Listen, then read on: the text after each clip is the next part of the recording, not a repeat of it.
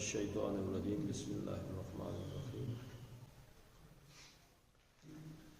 قل ارائیتم ما انزل اللہ لکم من رزق فجعلتم منہ حراما وحلالا قل اللہ اذن لکم ام علی اللہ تفترون صدق اللہ العظیم۔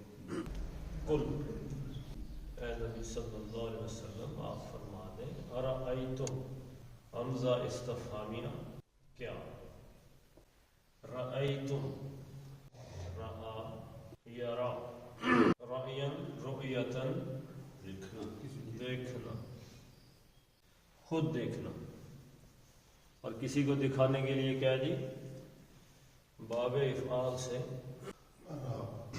ارا یرید دکھانا،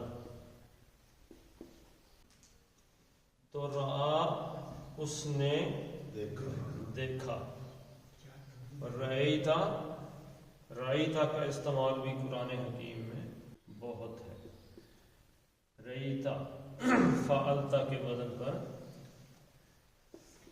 تو نے دیکھا، تو ایک نے دیکھا، ایک مذکر نے، رأیتما تم دو نے دیکھا، اور رأیتم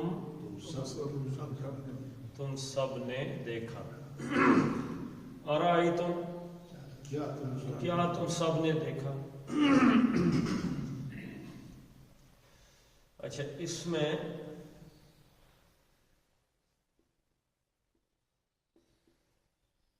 تم سب نے دیکھا، رآ جو ہے یہ دونوں معنی میں استعمال ہو جاتا ہے، آنکھوں سے دیکھنا بھی اور عقل سے دیکھنا بھی، یعنی آدمی کا خیال کیا ہے، رائے کیا ہے، تو کیا یہاں پہ ایک ترجمہ تو ہوگا کیا تم نے دیکھا، ایک ترجمہ یہ بھی کیا جا سکتا ہے کہ تمہارا کیا خیال ہے، کیا رائے ہے تمہاری، تم کیا سمجھتے ہو۔ ما انزل اللہ، ما انزل اللہ، ما کون سا یہاں ما کا ترجمہ کیا ہے، ما کا ترجمہ ایک بندہ کہہ رہا ہے نہیں ہے، یعنی نافیہ ہے جی، دوسرا بندہ کیا کہہ رہا ہے کیا، ما کا دوسرے کہہ رہے ہیں جی کہ کیا ہے، کوئی موصولہ والا بھی ہے، میں موصولہ بھی کوئی ایک رائے رکھے جی آپ۔ ما نافیہ کی کوئی علامت بھی ہوتی ہے کہ نہیں، چلے ما نافیہ کر کے ترجمہ کر لیتے ہیں، ما انزل اللہ من رزق، اللہ نے رزق میں سے کچھ نازل نہیں کیا، سن لینا، اللہ تعالیٰ نے رزق میں سے کچھ نازل نہیں کیا، فجعلتم پس تم اسے بناتے ہو حرام اور حلال۔ کیا ترجمہ کر کے دیکھ لیتے، کیا اللہ تعالیٰ نے رزق میں کچھ نازل کیا ہے پس تم اس کو حلال حرام بناتے، اور کیا تم نے دیکھا کہ جو کچھ اللہ تعالیٰ نے رزق میں سے نازل کیا ہے تم اس میں سے حلال اور حرام بناتے، کون سا ترجمہ ہے؟ جو کچھ میرا ایک کہنا سی، میں کسی کی بات کا پچھلے ڈالوں، کیا تم نے دیکھا نہیں جو کچھ نازل کیا اللہ تعالیٰ نے رزق تمہاری کی، یعنی بات کے پیچھے کیا تم نے دیکھا نہیں، یعنی اس کی تبھی کی تیاری ہے، میں یہ کہہ رہا ہوں بس۔ چلے ٹھیک ہے، جو کچھ جواب دے دیتے، جواب دیتے، آپ کی بات کا جواب آنے لگا۔ عربی زبان بڑی آسان سی ہے، جس چیز کی نفی کرنی ہو نہیں پہلے لگاتے، یعنی مار ہے، ہاں جی، اگر وہ ہوتا تو ما رأیتم ہوتا، ما رأیتم ہوتا کہ تم نے نہیں دیکھا، اب کیا تم نے نہیں دیکھا تو افلا کا اسلوب اختیار کیا جاتا ہے، ثم ما کا اسلوب اختیار کیا جاتا ہے، تو یہ ما جو ہے موصولہ ہے، جو کچھ ما جو کچھ بھی انزل اس نے نزل ینزل، کیا مطلب ہے جی؟ اتارنا، نزل ینزل کا مطلب ہے اترنا، نازل ہونا، کسی چیز کا خود نازل ہونا، اس کا ترجمہ ہے لازم۔ یہ باب افعال میں آئے گا تو کیا ترجمہ ہو جائے گا اس کا؟ اتارنا، انزل ینزل انزالا، اب یہ متعدی میں چلا جائے گا، وہ خود اترنا تھا یہ اتارنا، اور یہ اتارنا، یعنی اس اتارنے والا کوئی ہے اور کسی اور چیز کو اتارنا، تو یہ متعدی ہو۔ لیکن اب اس میں کیا ہے جی کہ یک بارگی اتار دینا کسی چیز کو نیچے نازل کر دینا، یعنی انا انزلناہ فی لیلۃ القدر، اللہ نے پورے کا پورا قرآن ہی لیلۃ القدر میں آسمان پہ اتار دیا، لوح محفوظ میں سے۔ اچھا، رفتہ رفتہ اتارنا اور مکمل اتار دینے کے لیے باب تفعیل، نزل ینزل تنزیلا، یہ رفتہ رفتہ اتارنا لیکن مکمل، کمپلیٹ اتارنا، یہ بھی کسی چیز کو اتارنا۔ تو انزل باب افعال میں سے واحد ماضی واحد مذکر غائب کا صیغہ اس نے اتارا، انزل جو کچھ اس نے اتارا۔ اب اتارنا کیا ہے؟ فعل، فاعل ڈھونڈنا پڑے گا کہ نہیں؟ حالت رفع میں آ گیا، کس نے اتارا؟ اب کس نے کی جگہ ہم کہہ دیں گے اللہ نے اتارا، کیونکہ فاعل نظر آ گیا حالت رفع میں، فاعلی حالت میں۔ ما انزل اللہ، جو کچھ اللہ نے اتارا ہے، من سے، من کیا ہے؟ حرف جر، اس نے اپنے بعد آنے والے اسم کو کیا کر دیا؟ مجرور دے دیا۔ اب یہ آ گیا ہے رزقن، من رزقن، اب یہ نون رے کے اندر گھس جائے گا، یرملون کا قاعدہ ہے ادغام۔ میں نے آپ کو کیا بتایا تھا؟ یرملون، یرمل جیسے کتب جد ہے، کلکلہ کو یاد کرنے کے لیے جیسے فعل مضارع کی علامت کیا ہے؟ یتان، یہ تے اور الف اور نون، ایسے ہی کلکلہ کو یاد کرنے کے لیے قاف توئے بے جیم اور دال، کتب جد۔ ایسے ہی ادغام کو یاد کرنے کے لیے کیا ہے؟ یرملون۔ یہ میں ابھی پڑھاتا ہوں آپ کو۔ من رزقن، اب یہ رزقن آ گیا جس کا مطلب ہے یہ مضاف نہیں ہو سکا، اس کی نسبت کسی سے نہیں، کوئی بھی رزق۔ رزق کا ویسے لفظی مطلب کیا؟ جو کچھ اللہ نے دیا، اللہ نے جو کچھ دیا ہے۔ یہ جاری عنایت ہے، اللہ تعالیٰ کی عنایت ہے، بغیر کسی حق کے، بغیر کسی حق کے، بغیر محنت کے اللہ کی طرف سے ہمیں رزق مل رہا ہے اور جاری ہے۔ جو چیز بھی اللہ کی طرف سے عنایت ہو رہی ہے یا ہوئی ہے وہ کیا ہے؟ رزق ہے۔ اچھا، اس میں ہمارا جو محدود چیزیں ہیں وہ کیا ہے؟ کھانا پینے کی طرف ہمارا ذہن جاتا ہے۔ رزق کا جب بھی لفظ آتا ہے تو کھانے پینے کی طرف، صحت کی طرف کبھی دھیان گیا؟ یہ بھی اللہ کا رزق۔ تو رمضان میں نبی کریم صلی اللہ علیہ وسلم نے فرمایا کہ ایک مومن کا رزق جو ہے وہ رمضان میں بڑھا دیا جاتا ہے۔ تو ہمارے لوگ کہتے ہیں جی کیسے بڑھا دیا، پورا دن تو بھوکے رہ گئے۔ تو رزق میں صحت بھی ہے اور بھی بڑی چیزیں ہیں، کھانا پینا بھی ہے۔ اتنا کچھ بندہ کھا لیتا ہے رمضان میں کہ شاید پورا سال نہ کھایا ہو۔ اچھا ہر بندہ افطاری کا خرچ کرنا ہے جی، افطاری کا کتنا خرچ کرنا کہ اللہ تعالیٰ دے رہا ہے، اللہ بالکل۔ رزق تو رزق کو آپ رزق کے معنی میں بے شک لے لیں۔ ما انزل اللہ من رزق، اللہ تعالیٰ نے رزق میں سے جو کچھ نازل کیا ہے اس کے بارے میں تمہاری رائے کیا ہے؟ تم کیا خیال کرتے ہو؟ تم دیکھتے ہو کیا؟ تم دیکھتے ہو کہ جو کچھ اللہ تعالیٰ نے رزق میں سے اتارا ہے، فا کا کیا مطلب ہے؟ اس آ کا جواب استفہامیہ کا جواب ہے. فا پس جعلتم رضا کا یرزق.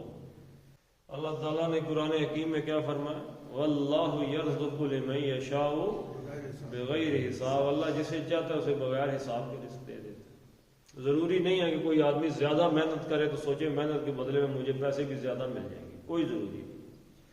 بہت سے لوگ ہیں پوری زندگی محنت کرتے ہیں لیکن ہینڈ ٹو ماؤتھ رہتے ہیں. بہت سے لوگ ہیں کہ جو زیادہ محنت بھی نہیں کرتے لیکن پیسہ بھی آ رہا ہے. بے تاشا بھی. اللہ کے ہاتھ میں سب کچھ، کیونکہ یہ اللہ کی عنایت ہے. اگر محنت مزدوری سے پیسے ملتے تو سب سے زیادہ پیسے کس کے پاس ہوتے؟ مزدور کے پاس ہوتے، جو عام مزدور ہیں. جعل یجعل کیا مطلب ہے جی؟ بنانا. بنانے سے کیا مراد ہے؟ میں اپنے آپ سے کروں. دیکھیں، ایک ہے خلق، خلقا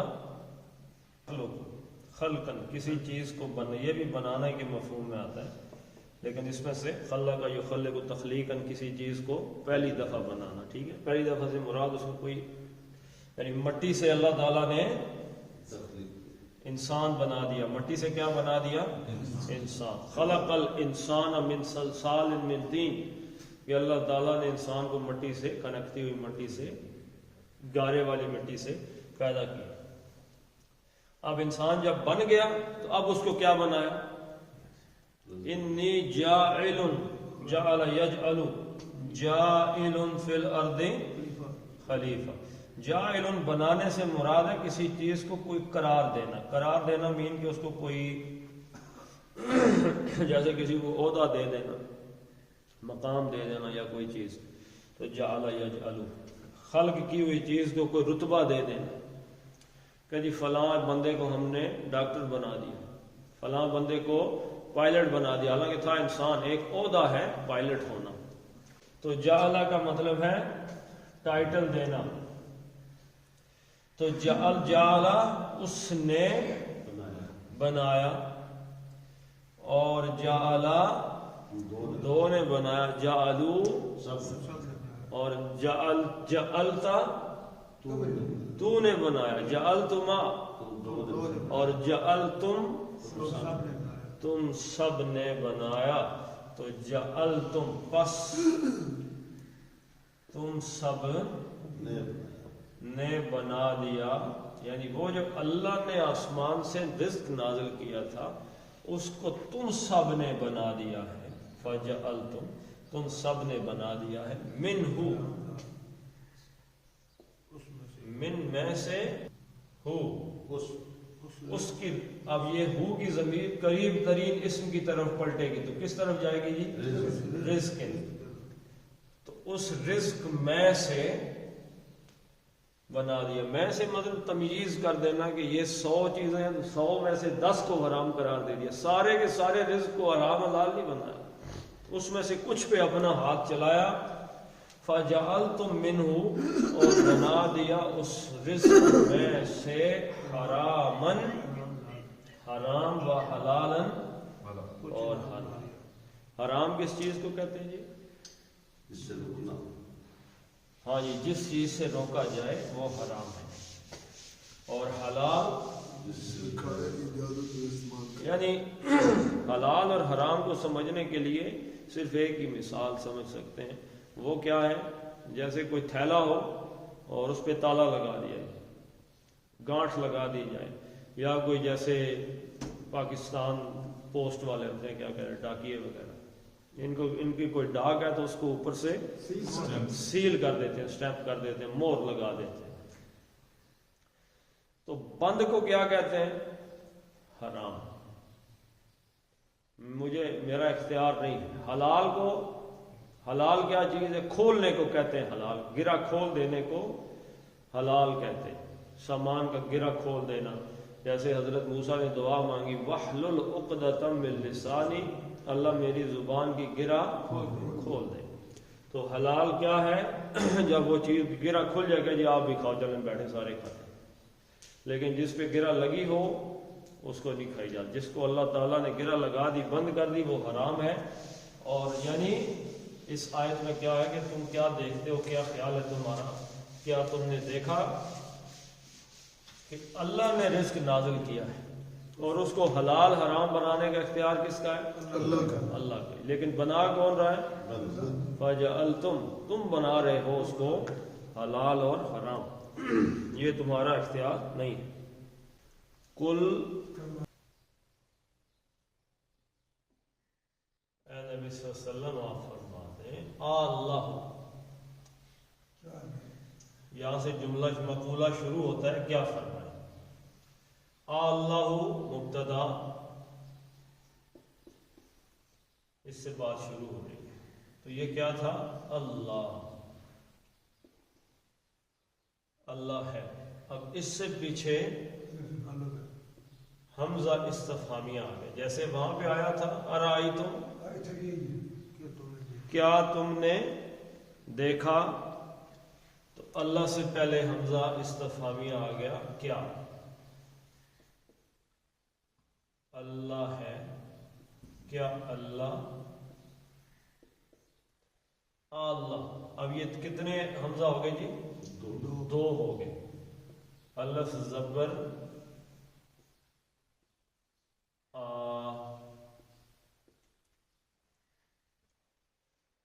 اللہ، کیا اللہ اذن لکم، اب اس کی خبر آ گئی، اذن لکم، اذن یأذن، دو معنی ہے اس کے. اذن یأذن کے کتنے معنی؟ اجازت دینا، بلکہ 3 معنی. کیا معنی ہے اس کا؟ اجازت دینا، اجازت دینا. اذن یأذن کا ایک معنی ہو گیا اجازت،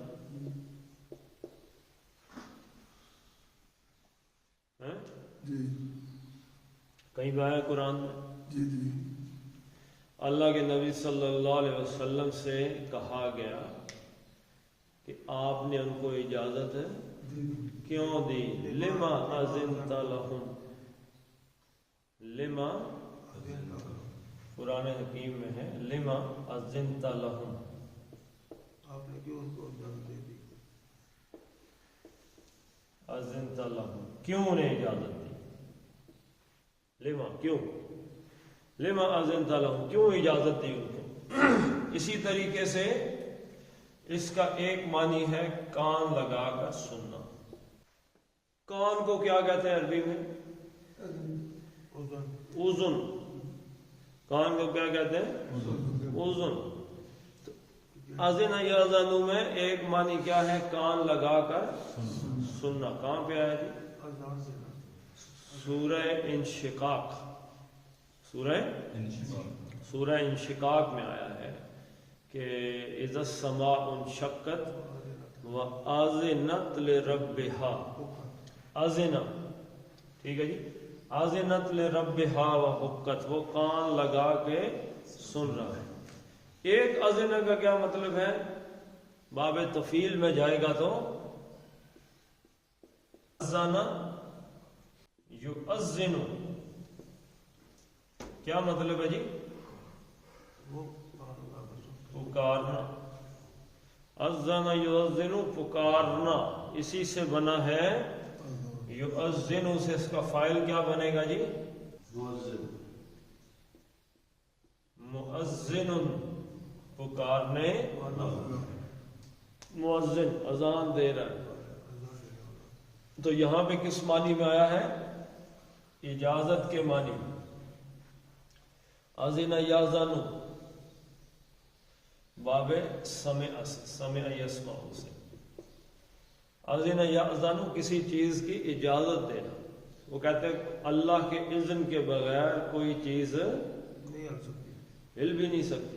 اذن کا کیا مطلب؟ اللہ کی اجازت کے بغیر. یہ دو چیزیں ہیں، ایک ہے اللہ کا اذن اور ایک ہے اللہ کی رضا. یہ ایک چیز نہیں ہے. قاتل نے گولی چلائی، بندہ مر گیا، تو کیا اللہ کی رضا تھی اس میں؟ نہیں. لیکن اللہ کے اذن ہوا تو گولی چلی اور بندہ مرا. ویسے نہیں مر سکتا اللہ کا اذن نہ ہو. تو اذن اس نے اجازت دی.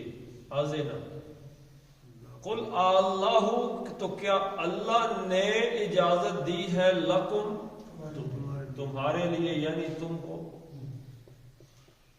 یعنی یہ جو تم چیزوں کو حلال حرام کرنے کا اختیار تم نے اپنے ہاتھ میں لے لیا ہے، تو اس کی اجازت تمہیں اللہ نے دی ہے کہ تم اللہ کی طرف سے فتوے جھاڑنے شروع کر دو.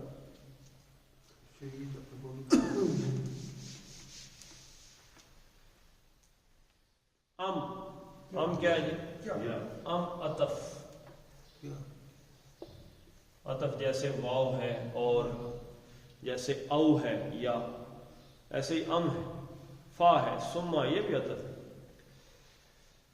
تو ام اگر شروع میں آ جائے تو کیا، درمیان میں آ جائے تو یا. اللہ، اللہ کیا ہے؟ حرف جر ہے، تو یہ متعلق کے فعل ہو گیا، یہ فعل آ گیا، یہ اس کو مقدم کر دیا گیا ہے. اللہ کا مطلب پر، اور اللہ حرف جر تھا، اس نے اللہ کو مجرور کر دیا. یا اللہ پر تفترون، یفری فرن، کیا مطلب ہے جی؟ گھڑنی کوئی چیز، جھوٹ بنانا، ٹھیک ہے، جھوٹ بولنا، ایک بات خلاف حقیقت کہنی. تو یہ باب افتعال میں جائے گا تو کیا بن جائے گا؟ افطرا یفتری ہے، یہ بھی جھوٹ ہی کھڑنا ہے، لیکن باب افتعال میں ہے تو اہتمام کے ساتھ بالکل ہی بے بنیاد بات کو پوری کہانی بنا کے پیش کر دیں. من گھڑت، ہاں جی، من گھڑت جس کو کہتے ہیں. تو یفتری وہ جھوٹ گھڑتا ہے، تفتری تم جھوٹ گھڑتے ہو، اور تفترون واو نون جمع کی علامت آ گئی، تم سب جھوٹ گھڑ رہے ہو. کس پر؟ اللہ. قل اللہ اذن لکم ام علی اللہ تفترون، یعنی یہ اللہ نے تمہیں اجازت دی ہے اس بات کی، اللہ نے اجازت دنیا میں بات کرنی ہے تو کسی کو اجازت دینی ہے. اللہ کا کنیکشن کسی سے جڑے گا تو کوئی اجازت لے گا. اللہ کا کنیکشن آخری دفعہ دنیا میں کس کے ساتھ جڑا ہے؟ حضور صلی اللہ علیہ وسلم کے ساتھ. حضور صلی اللہ علیہ وسلم کے بعد کوئی نبی ہے ہی نہیں، کوئی نبی نہیں تو اللہ کا بندے کے ساتھ ڈائریکٹ رابطہ بھی ختم. تو اجازت وہی تھی کہ جو اللہ کے نبی صلی اللہ علیہ وسلم دے گئے ہیں. تو اجازت سے مراد یہ ہے کہ اللہ تعالیٰ نے حلال اور حرام کا اختیار، کہ یہ چیز حلال ہے یہ چیز حرام ہے، تو کس کے ہاتھ میں؟ اللہ کے ہاتھ میں اور اللہ کے رسول صلی اللہ علیہ وسلم کے ہاتھ میں. آپ جاننا چاہتے ہیں کہ یہ چیز حلال ہے یا حرام ہے تو حدیث میں چلے، سنت دیکھ لیں اور قرآن حکیم کو پڑھ لیں، پتہ چل جائے گا. اس کے علاوہ کہاں پہ ہم نے حلال حرام کی کوئی لسٹ پڑھی ہے کہ نہیں؟ سورہ مائدہ کی آیت نمبر 3 میں بہت تفصیل سے وہ چیزیں آ گئی. میں ایک دفعہ پھر آپ کے سامنے رکھ دیتا ہوں. سورہ مائدہ آیت نمبر 3. یہ کہتے ہیں جی کہ اپنے پاس سے فتوے جھاڑتے ہیں، فلاں بندے نے کہہ دیا. اپنے پاس سے جو فتویٰ جھاڑے گا وہ تو اس آیت کی زد میں آ جائے گا، اللہ پہ جھوٹ باندھے گا. اللہ تعالیٰ نے بذات خود اس آیت کو کلیئر کیا، حرمت علیکم، تم پر حرام کر دی گئی. اب اسلام میں یا کتنی چیزیں ہیں جی؟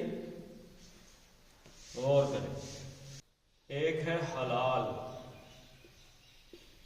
ایک ہے مباح،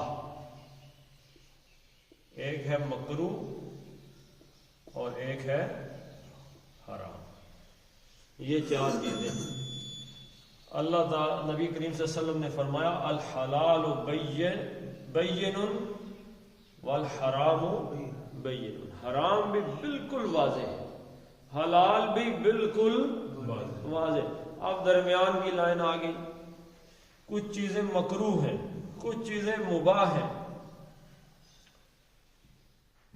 اب یہ جو دائرہ نا، یہ دائرہ، اس دائرے سے بہت سے لوگ جو ہیں وہ بچ بچ کے چلتے ہیں، اور جو یہاں سے مباح سے مکروہ کی جانب قدم رکھتا ہے وہ آخر جا گرتا ہے حرام ہے۔ تو اللہ تعالیٰ نے حرام قرار دیا کچھ چیزوں کو، باقی سب حلال ہیں، لیکن اس کے درمیان کچھ چیزیں ہیں جیسے مکروہات وغیرہ کہ ان سے اللہ کو پسند نہیں، حرام نہیں کی لیکن اللہ کو پسند بھی نہیں۔ اس سے جو گل تساں کول پوچھاں، جی جی، اوجری دے بارے چ لوگ کہتے ہیں یا کپورے کھانے اے مکروہ، جی جی، کیا اس طرح ہی ہے؟ اس میں دو چیزیں آ جاتی ہیں پنجے ککڑا نے یہ چیزاں مکروہ چشنیاں، پوٹا ککڑا نشنا جس نے جو غلاظت دی صاف کر کے دینیا، یہ عام آخنے لوگ کہ اس طرح نہیں مکروہ نہیں، تے درود نہیں ہونا۔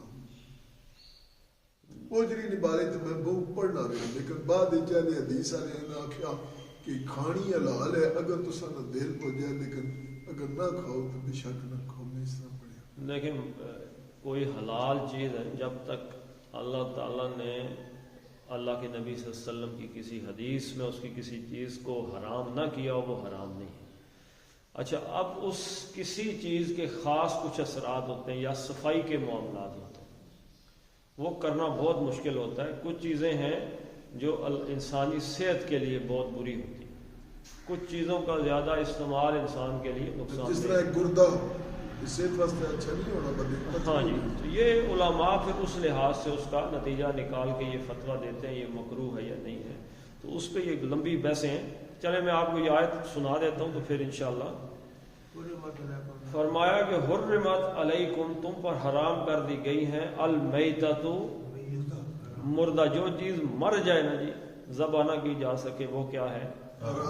والدم، خون بھی حرام ہے۔ اسی لیے جب ذبح کیا جاتا ہے تو یہ تسلی کی جاتی ہے کہ وہ جانور تڑپ تڑپ کے، یعنی کہ اس کے جسم سے خون صحیح نکلا ہے۔ ولحم الخنزیر، اور خنزیر کا گوشت حرام کر دیا گیا۔ وما احل لغیر اللہ بہ، اور جو کچھ بھی پکارا جائے جس پر اللہ کے علاوہ کسی اور کا نام ہو۔ اس کی تفصیل آئے گی، یہ چاروں چیزیں تو قرآن میں بہت جگہ پہ آئیں گی کہ یہ کیا ہے، میت مردار کیا ہے، خون اور خنزیر، یہ تو واضح ہے۔ دو چیزوں کا فرق پتہ کرنا تھا، ایک یہ کہ مردار کیا ہے، اور دوسرا یہ کہ اللہ کے علاوہ کسی اور کا نام جس چیز پہ پکارا جائے وہ کیا ہے۔ تو پہلے مردار بتایا، والمنخنقہ، اور جیسے گلے کی بیماری سے کوئی جانور مر جاتا ہے، گلا گھٹ کے مر گیا، ذبح تو نہیں کیا تو مر گیا تو حرام ہے، جو مر گیا یعنی کہ والموقوذۃ،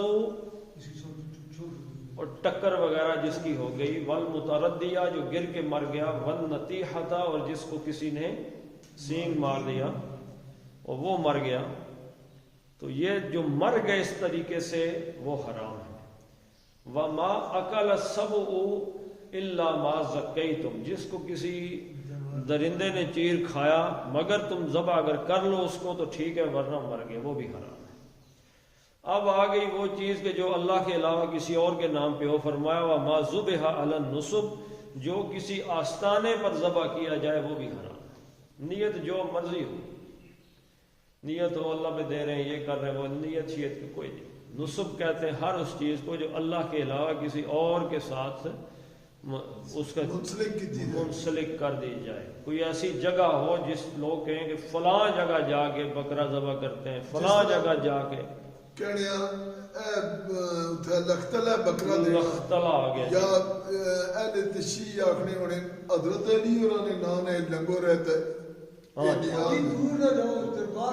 دربار شہید آخنے وما ذبح علی النصب، جو جگہ یہ تصور کر لی جائے کہ یہ جگہ مقرر ہے کہ یہاں پہ ذبح کریں گے تو قبول ہوگا یا اس کی مقام بن جائے گا، وہاں پہ ذبح، نیت جو بھی ہو تو ذبح کی ہوئی چیز حرام ہے۔ وَأَن تَسْتَقْسِمُوا بِالْأَزْلَامِ، اور قسمتوں کا معلوم کرنا، ذَلِكُمْ فِسْقٌ، یہ ساری برائی کی چیزیں ہیں. تو اللہ تعالیٰ نے حرام بالکل واضح کر دی. ایسے ہی جیسے جانوروں کے بارے میں بھی ہم جانتے ہیں کہ فلاں جانور حدیث کے اندر آیا کہ حلال ہے، فلاں حرام ہے، اسی کے لحاظ سے لوگ پھر کھاتے ہیں. کچھ چیزیں ان کے درمیان مشکوک کر دی گئیں، اس سے پھر جو اہل تقویٰ ہیں وہ بچ کے چلتے ہیں. سر گوشت میں یہ ہے کہ بسم اللہ تو شروع کی تھی ہے اللہ اکبر نہ، پر اللہ دی عزت ہو گئی نہ لا کے تو پھر وہ تو جتنی صفائی رکھو گے وہ ٹھیک ہی ہے سارا. جس طرح بندہ ہو جس طرح وضو کر دینا وہ پاک ہے، نہیں تو وہ گندا بھی ہے، پھر وہ مسیتی نہیں آ سکنا. جی جی تو وضو کرتی تو صاف ستھرا ہو جاتی. گوشت بھی اس طرح یہ صاف ہو گیا تو ٹھیک ہو گیا. اللہ نے نام تو لیا نا، آستانے سے ذبح کی لگے لیکن نہیں ہوگا نہیں ہے بھائی اس طرح اوجری نہیں گل ہو رہی. سب سمجھا کرو پٹ استارے دے بول میرا کہنا اوجری ہے. اوجری جو ہے نا جی، اوجری کو مکروہ اس وجہ سے قرار نہیں دیا کہ اوجری از خود کوئی صفائی ہو گئی حرام تھی یا حرام کی طرف لے کے جا رہی، صفائی کی وجہ سے کہ اس کا جو صحت کے اعتبار سے چیزیں وہ دیکھ لی جائیں. جو صفائی ہوگی ٹھیک ہوگی. تو چلے جی اس کو ایک نظر دیکھ لیتے ہیں. جیسے میں نے آپ کو کہا تھا مر رزق،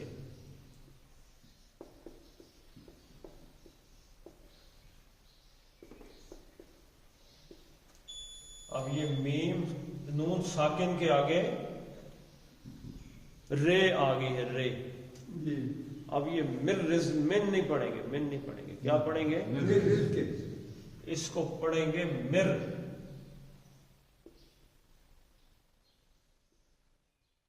مر رزق، نون نہیں پڑھا جائے گا، رے پڑھا جائے گا. یہ میں نے آپ کو بتایا یرملون کا قاعدہ ہے، یا رے میم لام واو اور نون. نون ساکن کے بعد اگر یہ آ جائے، تنوین کے بعد آ جائے تو مئی، اس کے بعد یہ آ جائے من یؤمن باللہ، من یؤمن باللہ.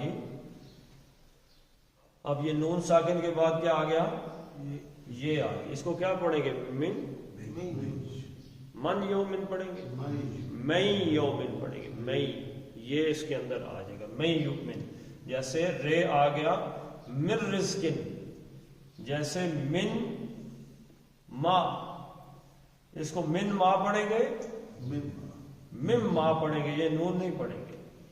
اس میں یوں نون ہوگا لیکن یہ کے ساتھ، اس میں رے پڑھ دیں گے، اس میں لام. اشہدو اللہ، ان لا پڑھیں گے، اللہ پڑھیں گے، اللہ. اشہد اللہ، سیدھا ہی لام پہ. اچھا واو آ جائے تو من ولی جن. اب یہ نون کے بعد واو آ گیا، اب یہ اونٹ گول کر دیں، میو. یہ میں تھا، یہ میو، میو ولی جن، میو ولی جن ولا نصیر. اچھا نون آ جائے اگر آگے تو من نہ، اب نون اور نون آپس میں مل کے ایک ہی بن جائیں گے، من نہ، اس کو کھینچ لیا جائے گا.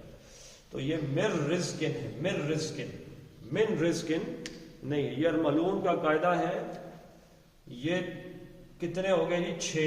یہ 6 حرف آ جائے نون ساکن کے یا تنوین کے بعد تو وہ نون ان کے اندر غم ادغام کر جائے گا، ان کے اندر گھس جائے گا، جا کے اپنی حالت کو ختم کر دے گا، اپنی حالت یہ باقی نہیں رہنے دیتا.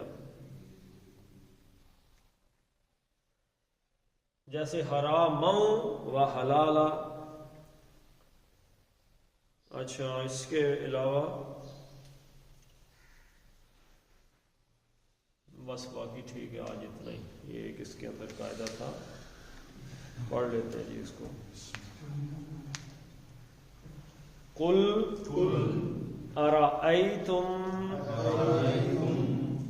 اب یہ 3 میمیں ہو گئی نا. قل ارأیتم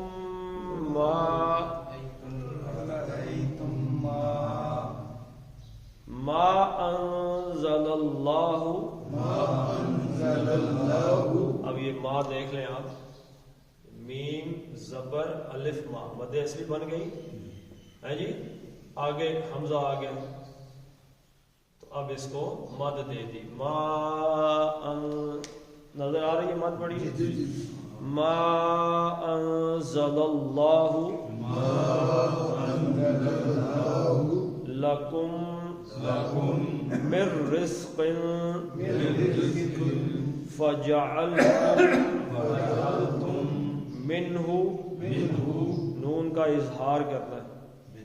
کیوں جی؟ ہلکی آ گیا. نون ساکن کے آگے ہلکی کتنے ہیں؟ 6. نون ساکن آ گیا, تنوین آ گئی اور اس کے آگے حمزہ ہا اور ہے اور خے اور عین اور غین یہ آ جائیں تو نون کا اظہار ہو. اظہار کا مطلب من نہیں پڑھیں گے, کیا پڑھیں گے؟ من. تو اس کے آگے آ گئی ہے ہا تو منہ حراما وحلالا قل اللہ اذن لکم ام علی اللہ تفترون. صدق اللہ العظیم. اللهم صل على محمد وعلى آل محمد كما صليت على إبراهيم وعلى آل إبراهيم إنك حميد مجيد. اللهم بارك على محمد وعلى آل محمد كما باركت على إبراهيم وعلى آل إبراهيم إنك حميد مجيد. اللهم اغفر لهم وارحمهم وحاسبهم حسابا يسيرا وادخلهم الجنة وأعذهم من عذاب القبر ومن عذاب النار. اللهم من أحييته منا فأحيه على الإسلام ومن توفيته منا فتوفه على الإيمان. اللهم أذهب البأس رب الناس واشف الشافي لا شفاء إلا شفاءك شفاء لا يغادر سقما. ربنا هب لنا من أزواجنا وذرياتنا قرة أعين واجعلنا للمتقين إماما. ربنا فاغفر لنا ذنوبنا